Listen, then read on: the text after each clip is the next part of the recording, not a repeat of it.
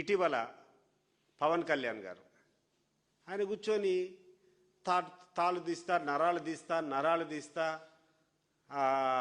రేఖలు లేకుండా నలుపుతా. ఏం సార్ పవన్ కళ్యాణ్ గారు, ఎవరిని నలుపుతారు? మీరు ఎందుకు చేస్తారు? అసలు నువ్వు ఇట్లా మాట్లాడడానికి కారణం ఏంది అని చెప్పి నేను అడుగుతాండా. నీ జోలికి మేము ఎవరం రాలేదే. వైఎస్ఆర్ కాంగ్రెస్ పార్టీ చాలా జాగ్రత్తగా నిన్ను ఒక్క మాట కూడా అనలే, నీ జోలికి కూడా రాలే. కానీ నేను పక్కన పెడితే నువ్వు తట్టుకోలేకుండావు.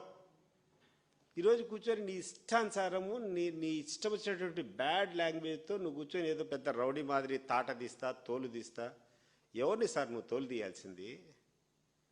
నువ్వు చెప్పినటువంటి తప్పులన్నింటినీ, నువ్వు చెప్పినటువంటి వాగ్దానాలన్నింటినీ అమలు కాకుండా బాగా జగన్మోహన్ రెడ్డి గారు అధికారంలో ఉన్నటువంటి సమయంలో మీ కాపు వర్గానికి అంతా కూడా కాపు నేస్తామని చెప్పి డబ్బులు అందేటి ప్రతి సంవత్సరం.